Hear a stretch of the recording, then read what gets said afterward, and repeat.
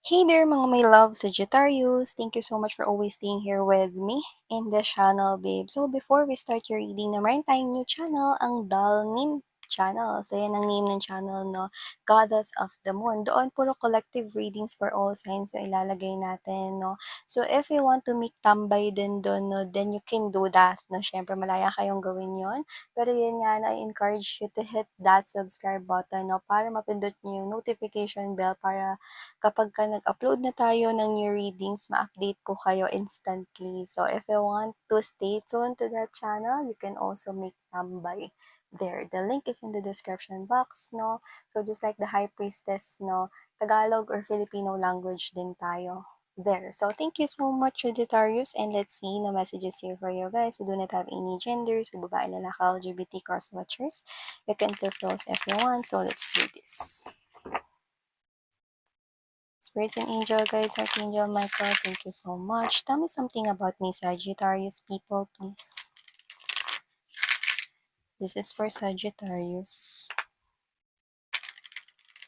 This is for Sagittarius. Tell me something about me, Sagittarians, please.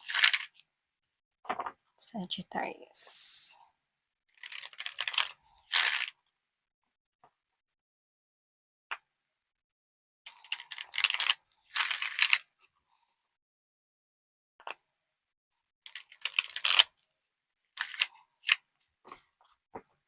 Okay, so let's go ahead and check these messages here for you. Guys, Sagittarius. Ilatingnan muna natin lahat mga babes na. Pero first energy we've got here for you is this. Wow! Ace of Pentacles energy. We also have here the Sandman energy. Looks like this is you. You could be envisioning here. Like, iniisip mo or pinaplano mo sa isip mo. No? Meron kang mga tinitingnan na pwedeng mga iniisip mo na kapag gumawa ako ng ganitong klase ng solusyon or decision, I mean, no, ito yung gusto kong mangyari. You're planning here about something, maybe about your life in general, no? And you want this na maging maganda yung outcome, no? So you're thinking, pinag-iisipan mo 'tong mabuti, no, bago mo ito gawin. And it has something to do, yung iba pwede may kinalaman to sa trabaho mo, business mo, career mo, no? You're thinking about stability here, making your life more stable, especially the financial thing for money-related things. You also have here this King of Cups right here, Four of Cups, Queen of Pentacles here. Okay. So we have here the King and the Queen. So what I do pick up right here, others, you could have options right here when it comes to love. Yung iba sa inyo, mukhang meron na kayo ritong ka-in relationship. Okay, yung iba meron kayong ka-in relationship, no, and you're both alike. Nakikita ko dito na compatible kayo. You are appearing here as the Queen of Pentacles or King of Pentacles energy. At nakikita ko na perfect match ito. Pero yung iba, nakikita ko rin, no, na kayo ay busy right now, no, at maaaring hindi pa kayo talaga nagkaka-date pa. Or hindi pa kayo nagkikita ng madalas na because you're busy with work, no? Hindi naman sila nakakalimutan yung isa't isa, no? And I'm sensing that this is a stable connection. Hindi kayo nagpapadala sa chismis. I'm picking up that. And also, I'm seeing you, Sagittarius, no? Na kahit na may mga ginagawa kayo ngayon, you make sure that you do not make someone feel neglected, no? So, nandoon pa rin kayo kapag meron kayo ritong free time, no? And ganun din siya. Nakikita ko na nag-update kayo with each other, no? And you're showing concern, no? Pag hindi nagtatama yung time ninyo, no? Like, meron kayong free time or lunch time ninyo, hindi parehas or whatever, nakikita ko rito na pag nagkaroon ng free time, talaga naman, no? Na kahit saglit lang yon, you make sure parehas kayo na bibigyan nyo ng time at nakakausap niyo pa rin yung isa't isa or nag-update kayo through message, no? With the Queen and King of Pentacles, no, I do see that if you are already in a relationship with this person, you both see each other here na kayo na talaga, no, for each other. Yung iba pwedeng married na kayo with this person here. Pero may isa pa ako nakukuhang mensahe rito. Yung iba, nakikita ko rito na kung ikaw man ay single, meron dito mga babes, no, na someone compatible, no, sa paligid mo. And you could be talking already. This could be a workmate here. Pero meron ding lumalabas rito, no, na meron din dito mga babes na sikretong nagmamahal sa inyo. Yan, with the King of Cups energy, nakikita ko rito na meron ditong sikretong nagmamahal sa inyo, kahit kayo man ay may in relationship na, no, or wala. Regardless kung meron or wala, meron ditong sikretong nagmamahal sa inyo. Hindi siya prepared, puro lang siya rito isip-isip sa'yo. Iniisip ka niya 'no, tsaka hindi rin naman gano'n kalakas yung loob niya na lumapit 'no, parang meron siya ritong issues na hinaharap 'no, at hindi naman yun issues na parang kailangan ma-bother ka rin, pero nakikita ko rito na I'm picking up na hindi mo alam na may feelings and emotion siya for you. Whether you're single or whether you're connected here with someone special 'no. So nakikita ko rito na yung iba sa inyo, ito isang mensahe 'no, I think this is like a personal mensahe from someone watching here. Nakikita ko na kung ikaw man ito, meron ditong energy na nanonood 'no, kung saan lumalabas ka bilang King of Cups.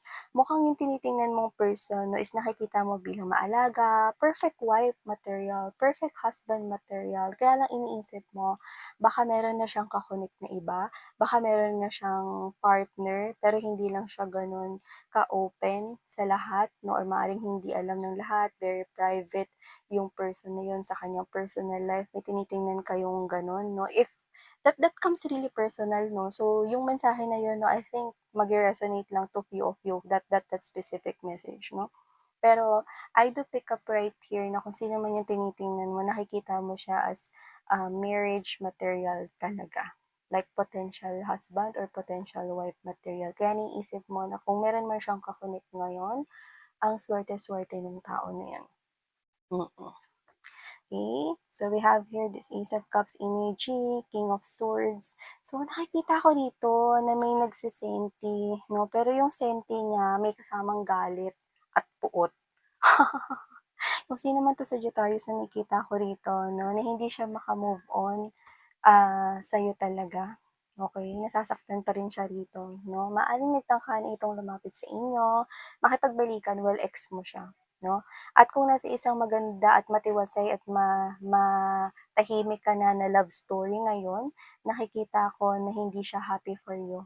Kasi gusto niya siya yung nasa tabi mo, eh. Pero kasi may matinding betrayal dito, so I do not think na babalik ka pa sa kanya. Yung iba, possible na ni-reject niyo na siya at yung iba naman puwedeng papunta pa lamang sa inyo, pero posible at malaki ang chance na i-reject mo ito, Saji. Yun ang nakikita ko rito. Makakatanggap ka ng isang emosyonal na message or sasabihin niya talaga dito 'no, na minamahal ka pa niya. Like yung iba puwedeng I love you lang 'no, or yung iba I still love you yung mare-receive ninyo 'no. Pero yung iba sa inyo, nakikita ko dito 'no, na puwedeng replyan niyo 'yan at yung iba naman ay puwedeng dedmahin niyo. Kung re-replyan ninyo mga babes, so nakikita ko dito na parang yung iba get lost, yung ire-reply ninyo 'no, or, "Wag ka ng makipag-communicate sa'kin kahit kailan." 'Yan 'no.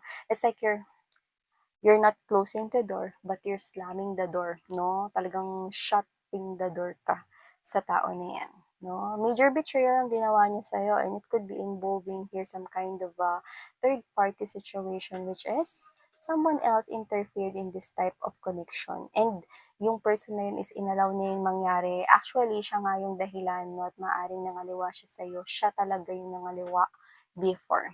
That's very strong.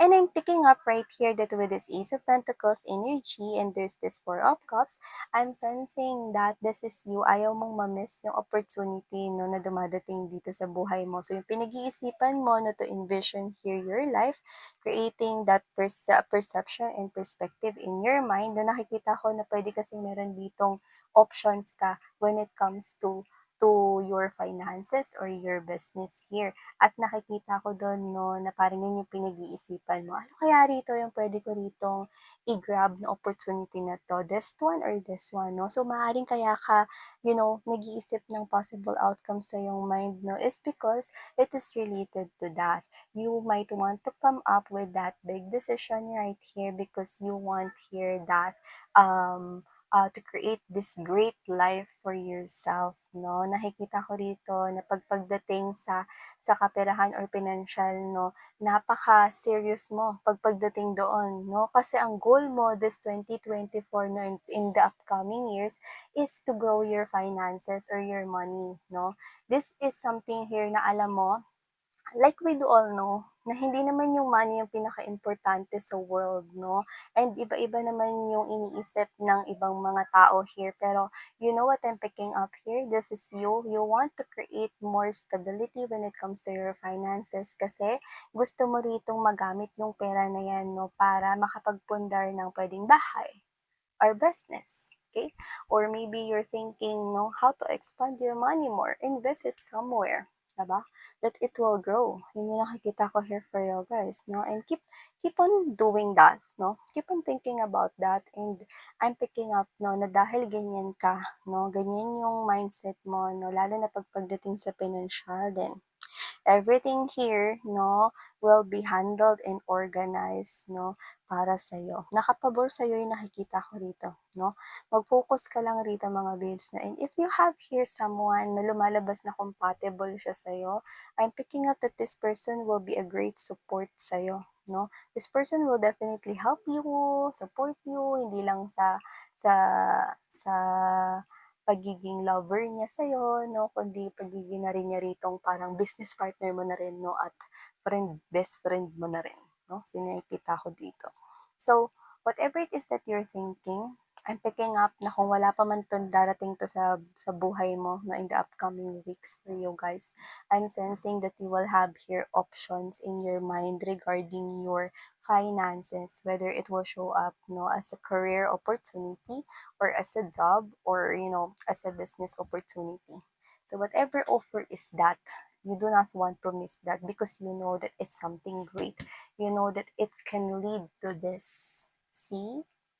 It can lead to this big and huge opportunity that will make your life better.